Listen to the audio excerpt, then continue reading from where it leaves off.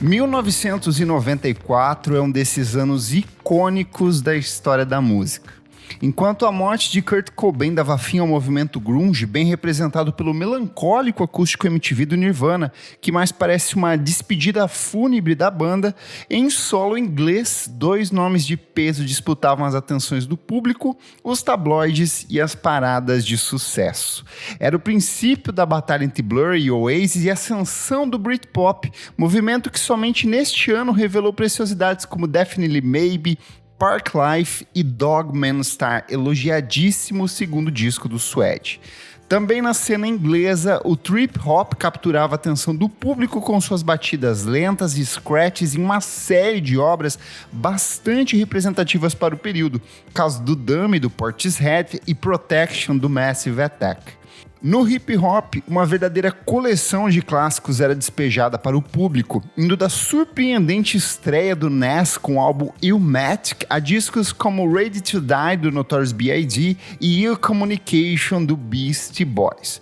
Também não podemos deixar de falar da explosão do pop punk com nomes como Green Day com o álbum Dookie, o som industrial do Nine Inch Nails com The Downward Spiral e o R&B do TLC com Crazy, Sexy, Cool.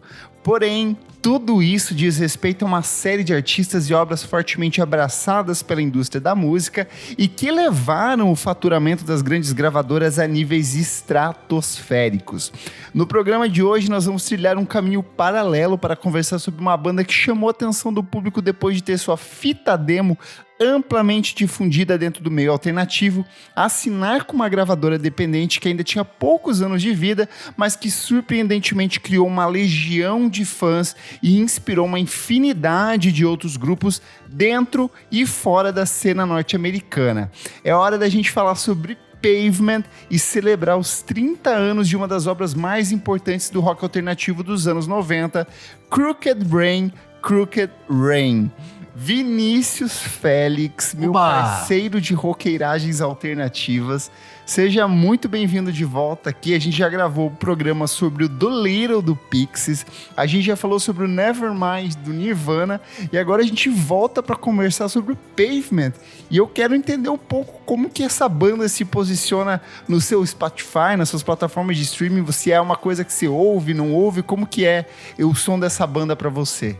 Cara, primeiro aqui, agradecer pelo convite para estar aqui mais uma vez. Agora que eu percebi que eu sempre venho para falar de rock, eu que nem sou tão roqueiro assim. Você que nem é verdade. Você é muito mais da música brasileira do que do rock. Mas eu tenho essa coisa aí no meu currículo. E curioso, né? Tá tipo assim, a gente veio na ordem. O Pixies em 89, Nevermind em 91 e a gente tá agora no Pavement, Crooked Rain que é de 94. Cara, o Pavement tem uma posição curiosa aí no meu Spotify da vida, porque eu não ouço tanto, não é uma das minhas bandas prediletas. Esses dias, agora, com o anúncio do show no Brasil, eu até fiquei pensando, por que as pessoas gostam tanto do Pavement, né? É uma banda que diz tanto, assim, pra gente, né? E uma coisa que eu fiquei pensando quando você comentou, eu fiquei pensando hoje, assim, eu acho que a gente tinha que ter alguém mais velho aqui nessa sala hoje, porque é uma banda que, por ter terminado em 99, não ter continuado, como, sei lá, o Nirvana, continuando no imaginário do brasileiro, a nossa geração pegou menos, assim, isso. E essa história tá até contada no fato, né, de Gold Sound ser a melhor música da Pitchfork lá, quando eles fizeram a primeira eleição das músicas dos anos 90, e depois ela caiu, porque eu acho que tem isso, o Pavement ficou distante da nossa geração, a geração Z nem sabe o que é, esse tiozinho aí com o feio, não tem ninguém carismático na banda direito, então, mas é uma puta banda, é uma baita banda, assim, e quando eu mergulhei pra pesquisar, eu falei, não, eu tenho que ouvir mais Pavement, porque bandaça, cara, é o art rock definitivo, assim, tudo que tá sendo feito hoje tem muita coisa que é parecida com o Pavement, né, no cenário indie, assim, então, total. Eu acho que quem não conhece o Pavement ainda sei lá, se você é fã de Boy Genius, da Snail Mail, você vai ouvir o Pavement e vai falar, tava aqui. Tava tudo aqui. É bem isso. É engraçado porque pra mim Pavement foi muito natural, porque ali nos anos 2000, quando eu comecei a ouvir música, eu gostava de umas coisas brasileiras, tipo Super Guides e uma coisa mais lo-fi, que circulava muito ali na época do extinto Trama Virtual, e todos eles meio que apresentavam o Pavement como até visualmente, né? De uma coisa muito caseira, da colagem, as capas de disco são todas assim muito toscas, né? E eu tinha muito dessa relação com eles, então eu embarquei total.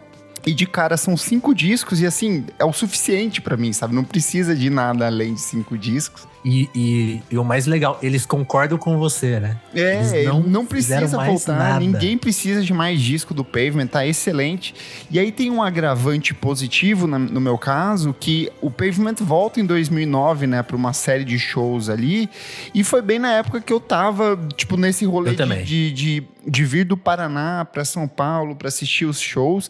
Calhou deles virem pro Planeta Terra, que era um festival que eu frequentava, no mesmo ano que o Smashing Pumpkins, que era a banda meio que rival deles ali. Rivalíssimo. Então, eu fui numa ansiedade tremenda pra ver o show deles. Foi um dos melhores shows que eu já vi na minha vida. Eu lembro, assim, que acabava uma música, já entrava outra e falava, caralho, é só musicão, é só música espetacular. A banda, eu acho que por eles ter essa coisa de se reencontrar de 10 em 10 anos, eles capricham muito. Até porque eu lembro que na época, um dos integrantes, se eu não me engano, ele tava, tipo, trabalhando de pedreiro, assim. Eles não estavam mais... O único que seguiu, de fato, com a carreira musical ali foi o Stephen Malcolm, né? Sim. O resto, a galera tava, tipo, super dependente de grana. Que, aliás, eu falei no começo, não tem ninguém carismático na banda. É uma injustiça. O Stephen Malcolm tem o carisma indie dele ali, porque todo mundo copia as camisas dele, o cabelinho dele, tenta copiar aquele cabelo perfeitinho dele, né? Sim. Ele é carismático. Mas tem isso, porque eu tava nesse show também. Foi um dos primeiros shows internacionais que eu vi na minha vida. E eu lembro que naquela tarde, acho que tocou, sei lá, o Mika, o Phoenix, né? Foi. Antes ali. Edição aí. E aí, tipo assim, você tá lá, primeiro show do Planeta Terra foi, sei lá, uma banda brasileira, depois esses caras, aí quando entrou o Pavement, você fala assim, pô, é outro nível, assim, chegaram os adultos, sabe? Tipo, sim. E uma coisa assim, que tem uma resenha do Pablo Miyazawa sobre o Nirvana. O Pablo Miyazawa, que por sinal é um puta fã de Pavement, de Stephen Malcolm. Eu lembro que eu li os textos dele na extinta Rolling Stone Brasil, na revista, assim, na época que ele era editor. Então, tem um texto famoso, assim, do Pablo, do show do Nirvana em 93, da surpresa dele de chegar no Morumbi e o Nirvana, assim, na última atração ali, o palco ficar menor. Eu tive uma reação parecida com o Pavement, porque era tudo aquela super produções de festival. O próprio Smashing Pumpkins, que se tocou depois também, com o baterista estrela lá, que eles tinham na época. E o Pavement não, era tipo assim, a banda, os caras entraram junto com aquela propaganda do telão, isso tem no YouTube, quem quiser checar. A propaganda aquelas propagandas de festival que nem eram tão... Hoje tem 1000 propagandas antes do show, né? Naquela época era menos, hoje é uns mas 15 tinha minutos já. de propaganda. É. Aí eles entram, tá tocando a propaganda e eles ficam, tipo assim, olhando pra tela. Pô. Aí acaba, Aí você fez mal, somos o Pavement, a gente é dos Estados Unidos e sonzeira. Não tem mais conversa. Sim. E aí engata e segue ali por 1h30 de show absurdo.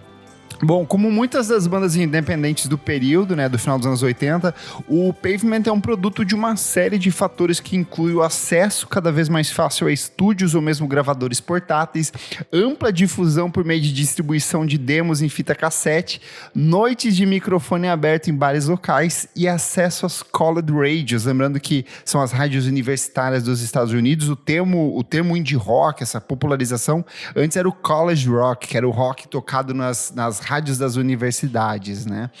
O grupo foi formado em 1989 em Stockton, na Califórnia, por Stephen Malcolm e Scott Camber.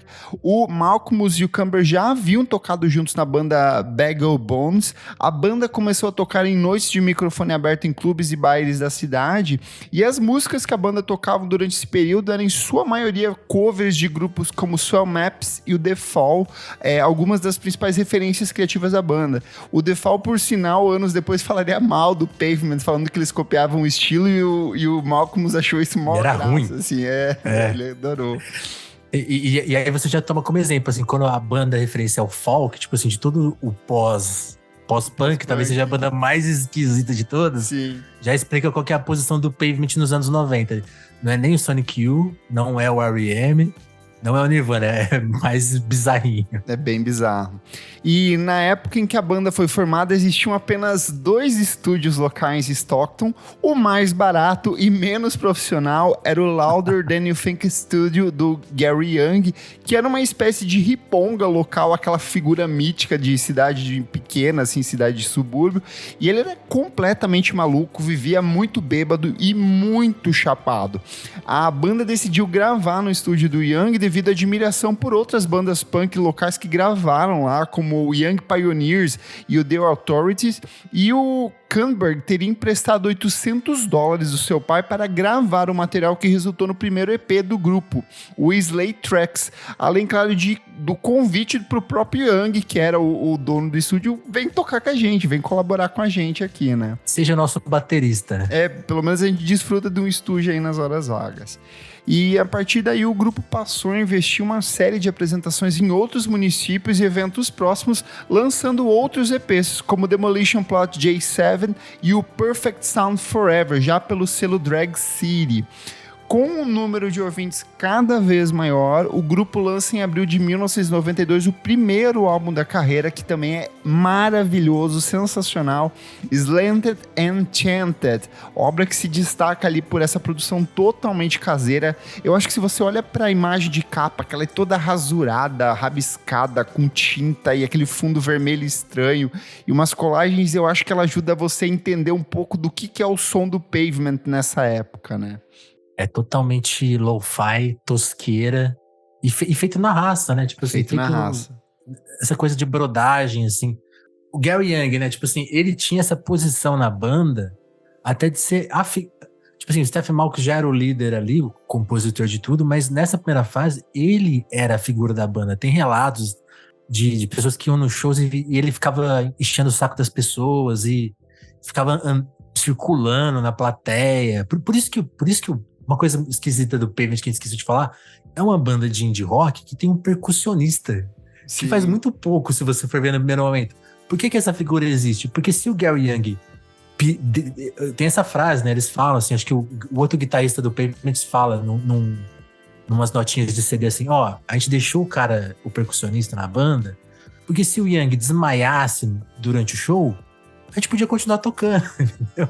Porque ele era esse cara, ele parava o show, ele subia na bateria, tem vídeo disso no YouTube, assim, vídeo gravado na época em VHS.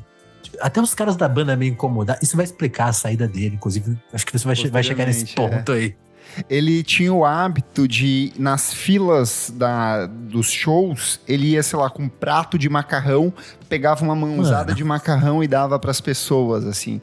E ele várias vezes desmaiou nas apresentações ao vivo da banda, às vezes a banda seguia totalmente sem ele ali nesse processo.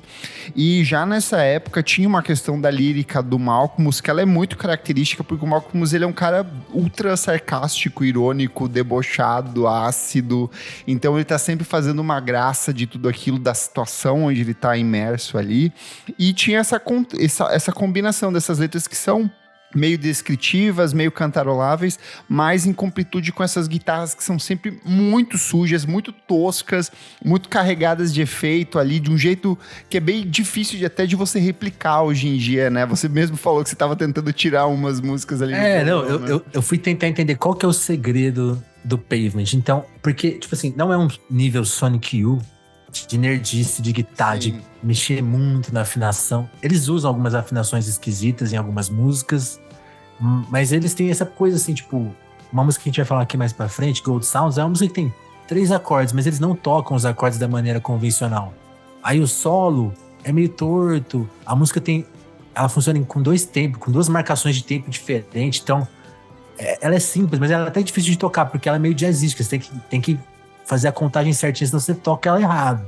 Perfeito. Então, tipo assim, é muito louco, porque eles são toscos, eles são punks, é uma música de 3 acordes, mas a levada, a construção, ela é muito sofisticada, ela é quase do jazz, assim, ela é uma música experimental de qualidade. Foi justamente isso que despertou a atração do John Peel, né, que era um radialista, um dos caras, assim, todo mundo, o sonho de uma banda era passar pela mão do John Peel e ter um registro dele em alguma sessão. Sim. Já nessa época, no primeiro disco, eles caíram muito na graça do Peel. Entre 1992 e 1999, que foi o tempo ali que a banda atuou, o Peel chegou a registrar 5 sessões com o grupo, então eles sempre tiveram uma boa relação. O Slanted Enchanted também fez com que o grupo fosse excursionar pela Austrália e Japão. Lembrando, estamos falando de 1992, quando o disco saiu, sem internet, sem acesso a nada ali, com uma banda ultra independente, tosquíssima. Então, imagina o perrengue para fazer esse tipo de rolê acontecer, né?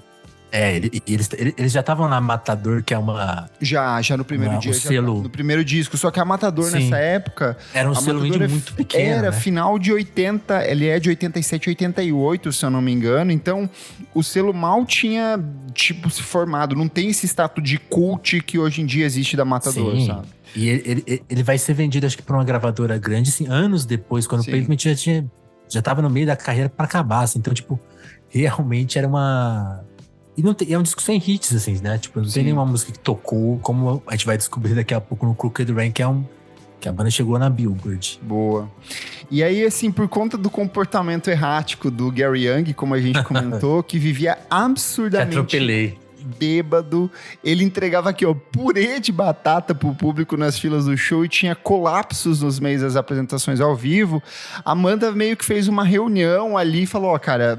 A gente gosta muito de você é colega, você é parceiro, mas não dá pra seguir. E eu vou recomendar muito que vocês assistam, não sei como vocês vão assistir, porque eu assisti na mostra do Inédit do ano passado. Você conseguiu ver? Eu tentei ver de uma forma... Não tem ainda. Ele tava naquela versão disponível digital também, se eu não me engano, que é o documentário Louder Than You Think, que é justamente o documentário contando as histórias do Gary Young, dele ser esse malucão, dele ter feito parte do Pavement, desse estúdio caseiro que ele montou. Então é um documentário muito divertido, porque você começa a entender que esse cara, ele é muito maluco, ele é muito louco, e ele é um louco meio que natural, ele é quase... Eu não sei, na minha cabeça, ele parece muito... Lá vem. Aquela galera, tipo, Ventania, sabe? Aqui do Brasil. Uns ripom. Ele é muito louco, assim. Um cara que tomou muito chá de fita e gangrenou o cérebro, assim. Mas divertido. Eu acho que logo mais ele vai entrar pra VOD. Pra quem quer alugar ali, deve pagar aqueles R$15 ali pra assistir. Então, logo mais ele deve chegar por aí. Ou formas menos convencionais, né? É porque, assim, esse tipo de documentário é muito difícil achar até no Piratex, assim, é muito... Não é o tipo de coisa muito que a galera... pequeno, né? A galera salva o CID ali, então não rola. E uma coisa legal, Kleber, é que o próprio Pavement divulgou esse documentário, que prova que a relação deles era continua muito boa amistosa, até hoje, né? E a partir daí a gente tem a consolidação do Pavement com a banda que nós conhecemos até hoje, né? Então o Scott Canberg na guitarra e voz de apoio, o Stephen Malcolmus como voz principal e guitarra, o Mark Ibold como baixo e voz de apoio, o Bob Nastanovic como percussão, sintetizador e voz de apoio, e o Steve West como baterista e percussão. O Bob que teve a responsa de demitir o Ian, que eles eram melhores amigos e a banda ficou quietinha e ele... Eles se encontraram num quarto, né? Num quarto de hotel, assim, no meio da turnê e falaram, cara, não tem como... Fala aí.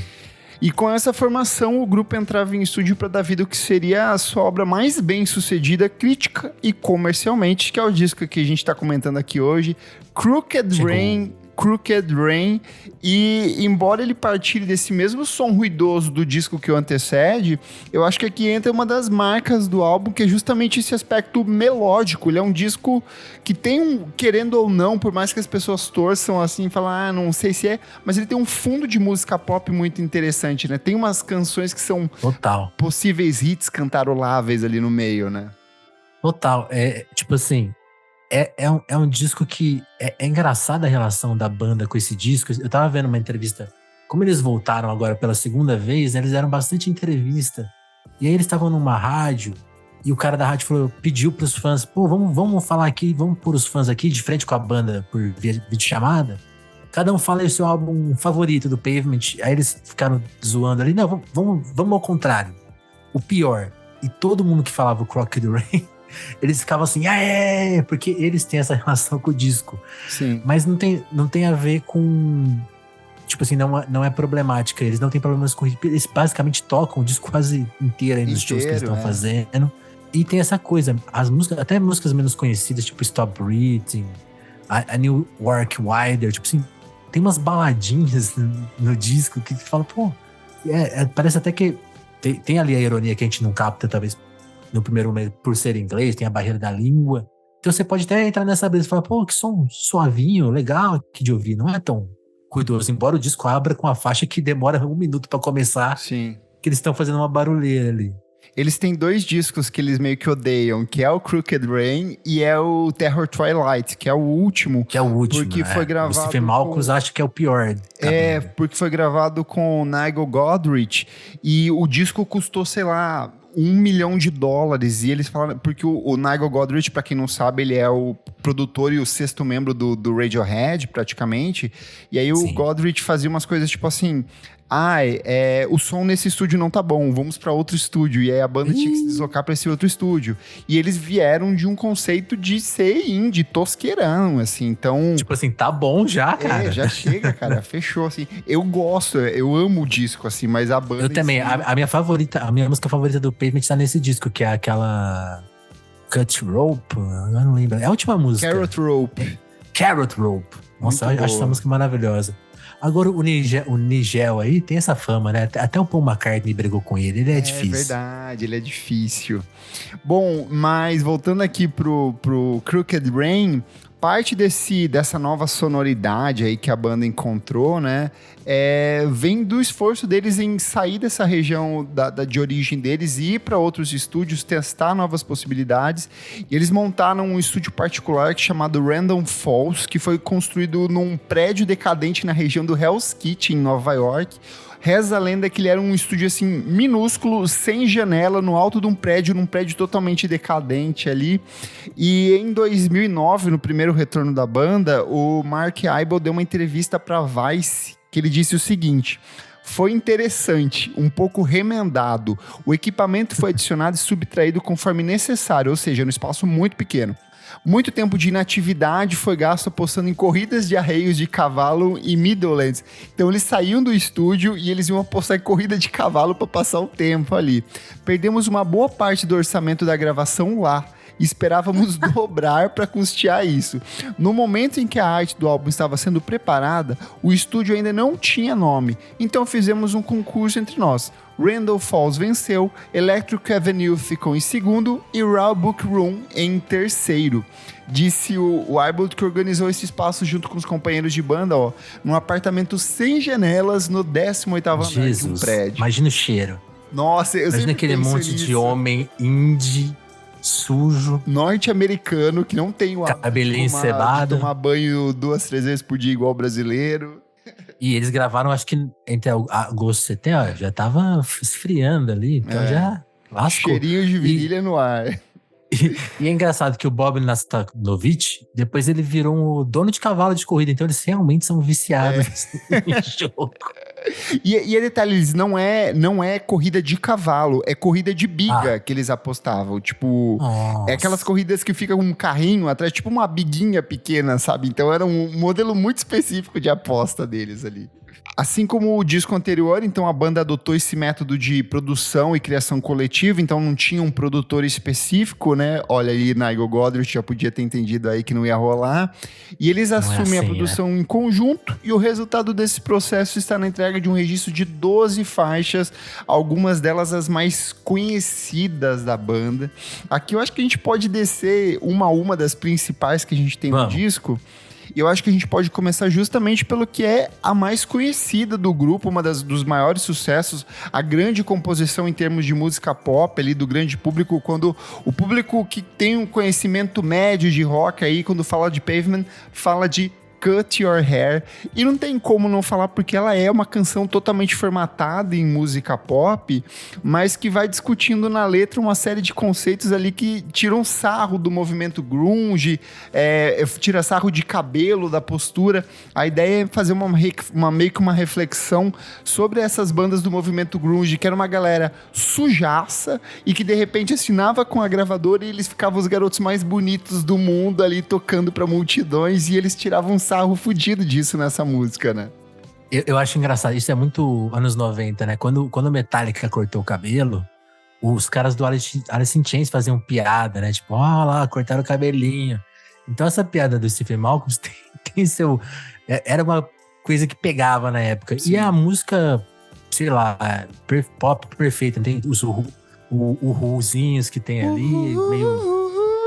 Essa coisa meio 60s, né? Meio anos Total, 60, anos ela é toda 60. certa. Ela é toda certinha, o clipe é muito bom. Eu lembro que a primeira vez, acho que o meu primeiro contato com o Pavement foi Pra mim vendo também, esse clipe na MTV. na MTV, total. Eles vão cortar o cabelo e o cara Aham. sempre deixa o cabelo igual, né? Tipo, eles Sim. fazem toda uma maluquice. Quando o cara sai do corte, tá igual o cabelo. Então, Essa tinha era a sacada do clipe. aquele clipe que passava ou de manhãzinha ou no meio da madrugada, assim. Mas eu lembro que no começo da manhã, umas 8 horas da manhã, o programador deixava Tava passando. pronto ali. Que ela tem essa vibe meio energia de começar o dia, assim, né? Total. E tem um solo meio doido, mas é todo, sabe? Sei lá, é uma coisa que o Weezer faria 1000 vezes depois. Sim. Tenta fazer até hoje, aí tá meio... Cansou um pouco já. Sim, total. Outro grande sucesso que a gente também já raspou nela aqui é Gold Sounds, que é o segundo single do disco. Ela é, até hoje, apontada como uma das grandes composições da banda. Como a gente falou, em 2010, a Pitchfork listou a canção como a número 1 no top 200 das melhores músicas dos anos 90.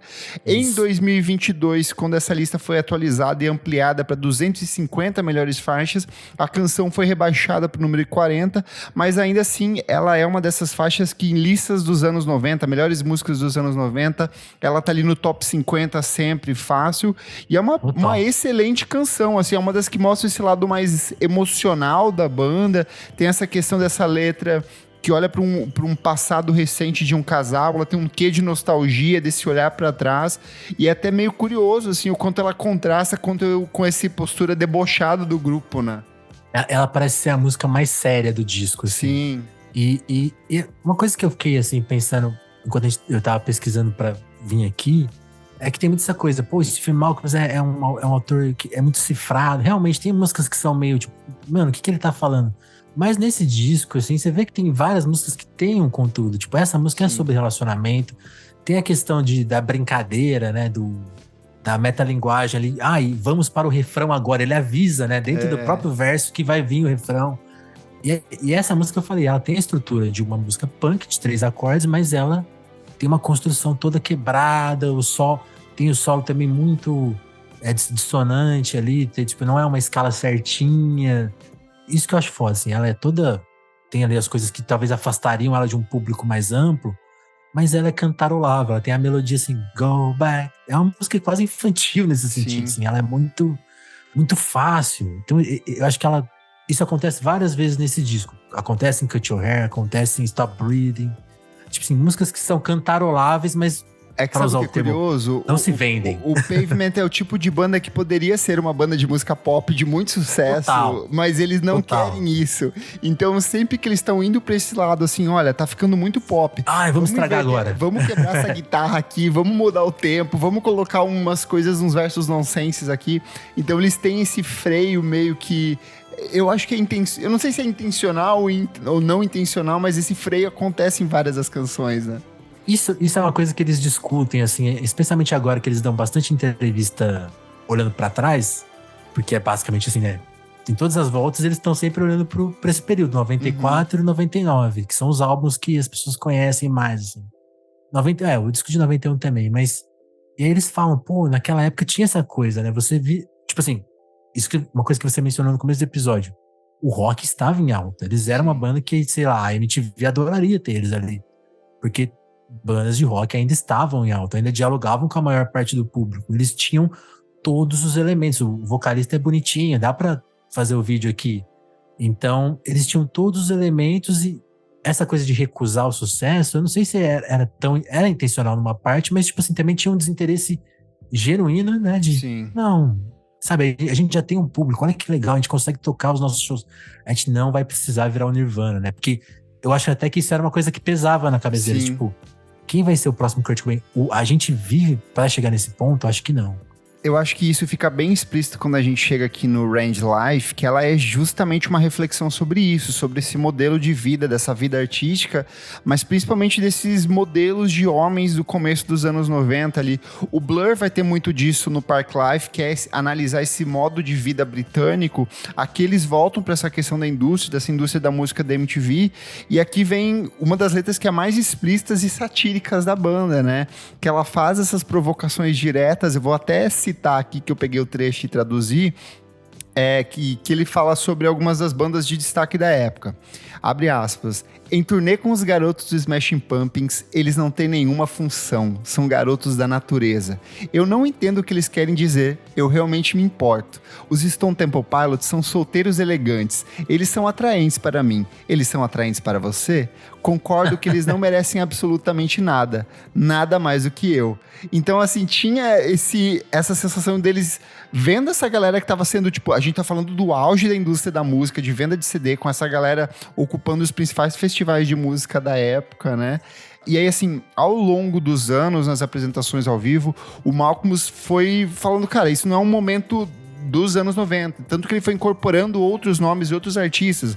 Ele falou os sobre novos Smashing Pumpkins, Stone Temple Pilots. Ele foi falando sobre Spice Girls, sobre Counting Crows, sobre essas bandas assim que se sentiam meio grandes estrelas, mas que eles olhavam, cara, o que vocês têm demais? Vocês não têm nada demais, vocês são uns merda igual a gente, nós somos uns merdas aqui também. Isso eu acho muito louco, porque a história deu razão para o Malcolm, que é assim, você vê os Smashing Pumpkins. Hoje o Billy Corgan ainda é um loucão deslumbrado que acha que é a pessoa mais... Ele acha que ele é o centro do universo. Ele continua compondo canções como... E assim, o Stone Temple Pilots levou essa coisa do rock e as últimas consequências. O vocalista viveu a galera do grunge inteira, assim, morreu praticamente. Todos, o Eddie Vedder é o único que conseguiu se manter até hoje, né? Então acho que ele tá zombando disso, porque assim, tipo, gente, a gente tá aqui, a gente faz um som legal. Eu acho que ainda tem essa característica, né? O indie rock, ele nasce, as college radios que você mencionou mais cedo, elas nascem desse contraste. Tipo assim, o que era o rock nos anos 70? Especialmente o rock americano. Era o Kiss, era aquela coisa espalhafatosa, já era um pastiche do rock dos anos 60. Sim. Então, tipo assim, a geração que cresceu vendo isso, quando ela... Tipo assim, eles não se levavam a sério, eles já tinham essa coisa... Tipo, mano, a gente tá nos Estados Unidos, país que só faz guerra, a vida aqui é nojenta. A gente tá tirando uma onda, assim, a gente tem a sorte, sei lá, ser classe média nesse país. Então, vocês estão se levando a sério que nem os caras da antiga. Mano, menos, vocês são só um bando de drogado. E é engraçado que essa provocação com o Smashing Pumpkins criou-se um sentimento de que o Smashing Pumpkins não gostava. Ele levou a sério, Pavement. Né? Mas então, eu até fui pesquisar, de fato, o Corgan nunca se manifestou, criticando a banda. E aí, e aí criou-se o boato de que em 1994 o Pavement ia tocar no Lollapalooza, mas o Smashing Pumpkins proibiu, o Billy Corgan tinha proibido. E aí questionaram isso no Rolling Stone em 1995 e o Corgan respondeu: não tive problemas com o Pavement. Quando conheci os caras da banda do Nick Cave, eles disseram que foram informados que eu também havia tentado expulsá-los do projeto. Sou totalmente fã do Nick Cave. Isso foi surpreendente pra mim. Talvez Pavement não tenha começado o boato. Talvez tenha sido algum membro da indústria, disse Corgan. Eu realmente acredito que alguém possa ter, tipo... Ele não era muito querido, né? E aí, assim, o Corgan já tem esse ego, e aí a galera falou, eu acho que ele não gosta do Pavement, então expandiram a mentira. A única pessoa que falava mal deles, assim, publicamente, mais diretamente, era a Courtney Love, que namorou o Corgan. Sim. E ela chamava o Stephen Malcolm de Grace Kelly do rock. Aí até perguntaram pra ele, o que você acha de ser chamado de Grace Kelly pela Courtney Love? Aí ele, eu adoro a Grace Kelly. Sabe, ele devolvia assim. Muito bom. Eu acho que outra canção que a gente pode comentar aqui é o 5-4 Equal Unit, né? Que é a única faixa instrumental do disco aqui. Ela é uma canção que destoa propositadamente do restante do disco ali. Ela tem esse conceito de jazz que a gente começou falando, que eles têm essas métricas tortas no disco inteiro aqui, mas eu acho que aqui é mais explícito. Tem uma questão de que ela tem essa métrica de 5 quartos, que é uma característica, né, do Dave Brubeck Quartet, né, do Take 5, que é um álbum de jazz norte-americano ali super cultuadíssimo, e que a banda acaba incorporando pra dentro do disco. Não, por mais que eu estude música, eu nunca consigo entender essa coisa da contagem. Mas quando você vê que é aquela coisa quebradinha, bonita de ouvir. E tem isso, né? Ela é uma música muito engraçada, porque ela é meio... Ela tem um bom humor, né? Ela é meio tirando uma onda ali. Ela Parece uma quase divide o vinheta, um disco. respiro ali no meio do disco, né? É muito curioso isso. Que outras canções desse álbum fantástico e renegado pela própria banda você curte? Cara, eu acho que a gente tem que falar de Stop Breathing, que que também tem essa ironia, né? Tipo assim, de descrever a coisa do relacionamento sufocante, né? Do relacionamento quase abusivo ali, mas travestido de canção de amor, né? Então, tipo, Sim. tem um livro, Kleber, na Trilha do Pop, que sai aqui é do Kelefa Sané, sai aqui no Brasil pela Todavia, e ele vai discutir diversos gêneros, né? Ao longo do livro, ele pega vários gêneros e ele começa pelo rock.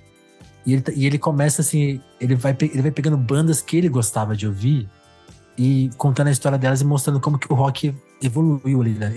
Justamente nessa época, entre 70 e o começo dos anos 2000. E ele começa a pegar, tem uma parte daquele que ele fala, né, dessa obsessão que as bandas de rock começaram a ter, porque assim, ok, temos o repertório roqueiro, mas temos que ter uma balada, né? Do Bon Jovi ao Extreme.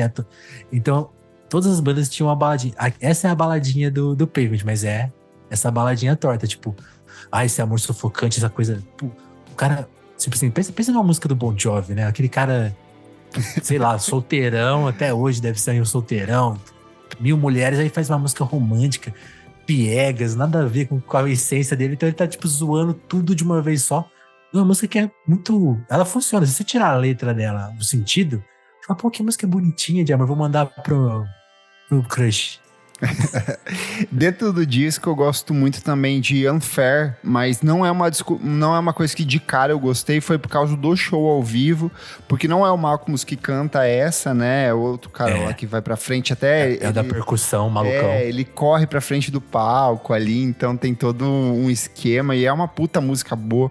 O disco tem vários highlights, assim, tem umas músicas que... É o tipo de disco que você ouve uma canção meio que descompromissada e de repente ela fica uma puta faixa quando você começa a prestar atenção nos detalhes, na letra, nos arranjos, né? Não, eu acho total. Acho que a gente tem que falar de Silence Kid, né? Que tem até essa coisa da grafia Silence Kid, mas é Silence Kid, que é essa coisa, né? Tipo assim, é a música de abertura do disco que ela abre o disco. Tipo assim, aí eles, vai. Então, tipo assim, ela já vende o disco certinho. Tipo, aquilo que a gente mencionou. Pô, o Pavement, quando faz tudo certinho, tudo popzinho e se recusa em algum momento. Dentro das próprias faixas isso acontece. Silence Kid, ela já fala, esse disco aqui talvez não seja pra você. Vai embora. Aí começa a canção. É um filtro. É um jeito, né, né? curioso de compor, né? Bom, lançado em um ano disputadíssimo e repleto de outras obras de enorme impacto cultural, como a gente já falou aqui na abertura do programa, o Crooked Rain conquistou alguns números bem interessantes. O álbum alcançou a posição de número 164 na Billboard 200, lembrando, em um ano repleto de lançamentos, e ele ficou no... disco independente, né? Disco independente, e ele ficou no 14º na Billboard independente, lembrando, essa também é a era de ouro das bandas independentes, dos selos surgindo ali, muita coisa rolando. No Reino Unido, o disco vendeu mais de 60 mil cópias, fazendo da banda uma das mais queridas da cena norte-americana lá dentro pro público inglês, assim. Então, na Inglaterra, o Pavement é um fenômeno, assim, o público gosta. Eu acho que muito mais pela questão do humor inglês e deles terem essa coisa debochada, desse olhar diferente, principalmente para esse olhar sobre a sociedade norte-americana, sabe? Que é o que o próprio Pavement satiriza nas canções. Total. Né?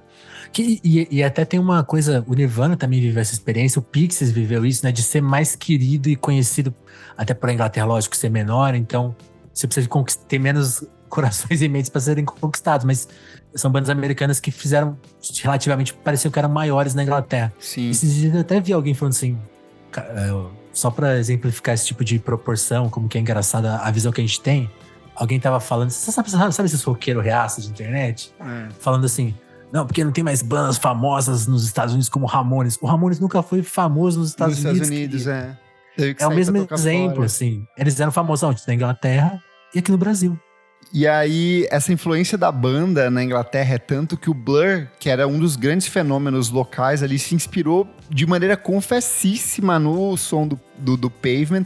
E tanto custou para produzir algumas de suas principais obras ali, né? Que é tanto o disco homônimo de 1997 quanto o 13 de 1999. O próprio Graham Coxon falou que muitas das guitarras que ele traz para dentro desses discos, ele Bem parecido mesmo. Emulando totalmente o jeito de tocar do Pavement, que era uma coisa sujaça, mas sempre alternando com essas linhas mais melódicas, esse flerte breve com o pop ali. Obviamente de uma maneira muito mais acessível e comercialmente viável, né?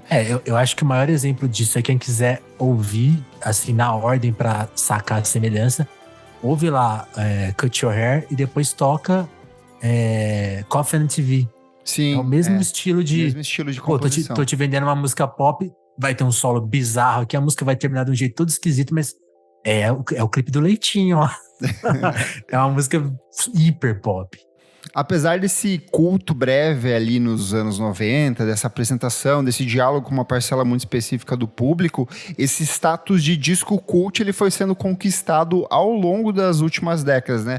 Lembrando, a banda encerra suas atividades em 99 e isso contribui. É sempre bom para a banda, né? Porque fica aquela memória boa. Fica com aquela coisa de bom mesmo era o rock do Pavement, então a galera vai saudosista ali.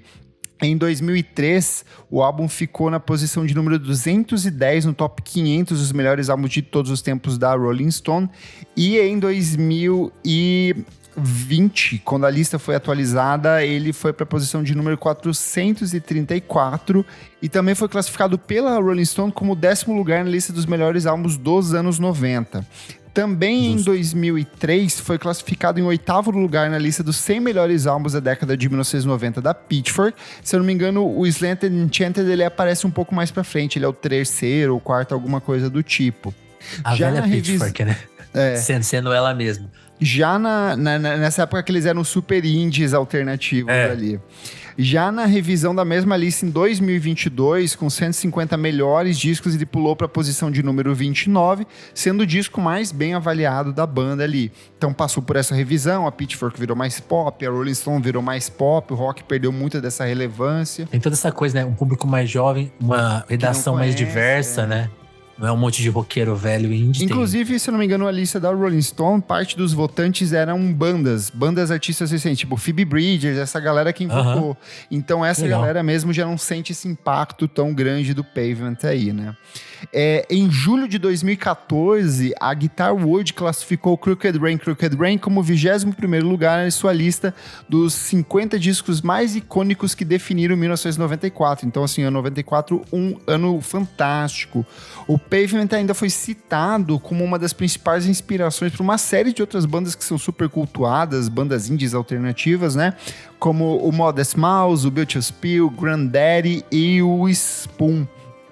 A banda também é considerada como uma dessas precursoras do que hoje a gente conhece como o slacker rock, ou o rock largado, o rock preguiçoso, esse rock mais toscão, que hoje em dia a gente tem muita gente como o MJ Lenderman, a Courtney Barnett, Mac DeMarco, o Alex G. O Mac DeMarco acho que ele é a coisa que mais simboliza o Pavement. Aquele bonezinho fuleiro. Essa galera meio trucker, amplificador, assim, poderia ser motorista de caminhão, mas tem uma banda ali. Então aí na hora de grava com a corda toda podre, já, não comprou nenhuma guitarra nova, tá tudo ruim, mas é isso. E o DeMarco tem esse agravante que ele também curte jazz, assim, então tem essa mescla aí desse slacker rock com um fundinho de jazz ali. Você acha que o Crooked Rain, a gente já comentou que ele perdeu relevância, mas será que, tipo, a sociedade evoluiu, os gostos são outros? Você acha que ele ainda tem o mesmo impacto? Não? Qual que é a sua impressão sobre o Crooked Rain? Essa é sempre a pergunta mais difícil. Eu acho que não tem como brigar com os fatos aí. Você listou várias coisas, listou várias listas que mostram que, tipo assim, o rock tá sendo reavaliado, né? Sim. Então, talvez ele hoje não bata mais como bateu, realmente. Mas eu acho que esse legado é inverso. É cada vez mais bandas que vão tentar fazer rock, fazer coisas parecidas com o indie rock, vão se inspirar cada vez mais no Pavement. Porque esse disco vai ser o norte, mais que o Nirvana, mais que o Pixies. Então acho que esse legado, para quem vai se enveredar ali pela música, talvez pro Pavement, quer dizer, o Pavement vai crescer para essa galera. Pro público geral, acho que ele realmente perde Porque fica isso, né? Tipo assim, é um disco mais difícil de entender, você tem que entrar mais na proposta, né? Talvez ele ressurja, né? Eu acho que com a banda voltando a tocar e tudo. Mas eu acho que ainda que seja uma banda de nicho, e ela sempre foi e sempre vai ser uma banda de nicho, eu acho que essas vindas posteriores do Pavement, eles tiveram muito mais impacto, muito mais público, muito mais Total. show do que nas épocas passadas, sabe? Eu acho que hoje em dia tem meio que esse verniz cult, esse fascínio, assim, é uma coisa meio que essas bandas tipo Wilco, sabe? Essas bandas que tem todo um culto em cima, a roqueirada velha de cabelo branco, eu incluso aqui, fica maluco quando eles anunciam um turnê, então... Por exemplo, o Wilco não acabou, né? Então isso dificultou aí pra eles, mas pra mim realmente tá certo. A coisa deles reeditarem os discos, né? Todos os discos, são 5, todos têm a reedição bonitinha, com muito extra. Eles meio que Nossa, foram os primeiros a fazerem muito isso. Né? importante. Esses materiais bônus deles são fantásticos, assim. São horas e horas de gravação com muita coisa boa, mas aí você vê que, tipo, apesar dessa coisa largada, eles ainda tinham uma direção artística, um senso estético muito claro de falar assim, cara, isso aqui é lixo, isso aqui não vai entrar dentro do disco, assim, porque tem muita música que é sobra mesmo. Então eu sinto que o gostoso, o saboroso mesmo é o que tá nos álbuns, nas versões ali iniciais, né? Não, e essa coisa de relançar como livros, assim, sabe? Tipo assim, edição definitiva. E como é engraçado, eles produziram pouco, mas num espaço de tempo muito curto, então... Mas cada disco, ele tem a sua cara, eles são muito diferentes entre si. Então, quando eles... Agora que eles não... Isso que é legal também, tá intocado, eles não vão lançar mais músicas, então fica ali como um material, tipo... que faz você gostar mais. E tem isso que eu falei, né? Os fãs se dividem. Pô, eu gosto mais do último, mais do seguinte, né? É que hoje em dia tem o Izui, ele é meio que o disco cult, assim. É o cult, é o que tem livros sobre. Tipo, a galera, tipo, o Alexandre Matias, eu sei que ele adora. Essa galera, tipo, mais alternativa, sempre vai pro Izui ali. Mas eu já vejo, por exemplo... Eu sou mais vendido. Tem músicas cantaroláveis, então eu sou mais Crooked Rain. Eu gosto muito da sequência. O Slant Enchanted e o Crooked Rain, assim, são duas obras completamente opostas, mas maravilhosas do mesmo jeito. Mas eu gosto muito do Terror Twilight, de 1999, mesmo a banda odiando, mesmo o Malcolm brigando com o Nigel Rodgers. É coisa pessoal assim, dele, por isso que eles falam mal do disco. Agora, uma coisa que eu ia falar, eu tinha marcado, escrito mentalmente, por isso que eu esqueci de falar. Que, assim, essa coisa que você falou do impacto, né? Realmente é muito nichado, então agora eu tô concordando mais com você do que com a opinião que eu dei. Estou mudando de ideia aqui. Mas tem esse exemplo maravilhoso na cultura pop, que é o filme Barbie, né? Boa! Que tem a piada. Excelente ponto. Tem a piada com Stephen Malcolm, pra quem não viu o filme. Tem uma hora lá que as Barbies vão passar a rasteira nos Kens. E elas usam do artifício. É uma das melhores partes do filme, inclusive, sim, que é assim. Sim. Como você distrai um homem, né? Fazendo ele querer fazer aquele papel de ajuda, né? Então, como que elas vão distrair o quê? Tipo assim, como que mexe aqui no Photoshop? Aí ele, não, eu sei mexer no Photoshop. Eu nunca vi Poderoso Chefão. Elas fazem até a vozinha, né? Eu nunca vi Poderoso... Como assim você nunca viu Poderoso Chefão? E tem o papo do indie, do machão do indie, que é você acha que esse Stephen Malcolm é melhor que... Aí o cara começa a explicar justamente isso. Não, porque eles são inspirados no The Fall, não sei o quê. Começa essas coisas. É a banda cult. E eu li, né? eu li que a Greta Gerwig lutou por essa piada. Porque, tipo assim, tinha lá no roteiro... do Poderoso Chefão, entendemos. Do computador, Stephen Malcolm, que porra é essa? Que piada é essa? Ninguém vai entender isso, Greta. Aí ela, por favor, deixa. Essa é pela gente. Aí ela conquistou. Porque é exatamente isso, é uma banda meio de eu sou um cara muito acima de você, porque eu gosto de Pavement, porque eu entendo a ironia do Stephen Malcolm e você. Como que é o verso da Taylor Swift? A indie record is much more cooler than mine. Muito bom. É esse figurinho. Não. O Malcolm, prefiro solo. Prefiro o Silver Gills lá, a outra banda dele. Muito bom. O Clássicos VFSM é um projeto paralelo do podcast Vamos Falar Sobre Música. Apoie a gente em padrim.com.br/podcast VFSM. Por apenas R$5 por mês você tem acesso a esse e outros programas lançados com muita antecedência. Eu sou @KleberFak no Twitter e no Instagram, e você também pode acompanhar o meu site, musicainstantanea.com.br. Vinícius Félix, onde as pessoas acompanham o seu trabalho, te leem, te ouvem, fica à vontade aí para quem tá chegando agora e ainda não conhece você. Obrigado pelo espaço, Kleber. Agradecer mais uma vez por ter convidado a participar. Fica aqui a minha cobrança. Eu quero participar ainda de um episódio oficial, para eu participar de todas as sessões maravilhosas do podcast. Eu tenho esse sonho. Mas eu agradecer muito estar aqui pela terceira vez. Vamos continuar aí. Acho que tem mais disso pra gente falar aí dos anos 90. Continuar nessa trajetória. Em breve vai ter os aniversários do Oasis aí, quero participar. Vocês me encontram, Vinícius Félix, vocês me encontram no Telefonemas, que é meu podcast de entrevista, tem todas as plataformas, também tem lá no YouTube, entrevista as pessoas mais interessantes do Brasil hoje, ou que falam português, né? Pessoas que estão na moda, que estão para entrar em moda, tem muita coisa com música lá. As mais recentes, o Going Linguini, Rodrigo G, acho que vocês vão curtir. E também escrevo lá na Popload, escrevo o top 10 semanal e o top 50, como o Kleber falou no começo. Vocês não sabem quem faz o top? Tá aí, ó, a mente. A mente por trás dali de defender a música brasileira ali na Popload.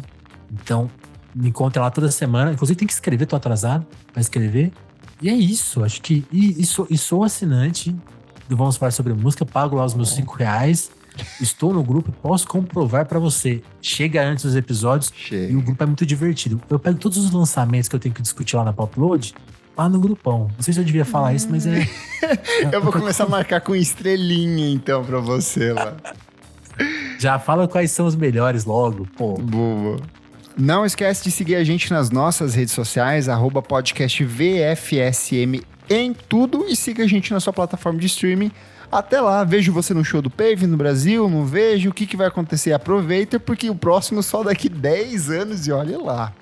Muito obrigado pela sua audiência e até a próxima edição. Tchau, tchau. Valeu, gente.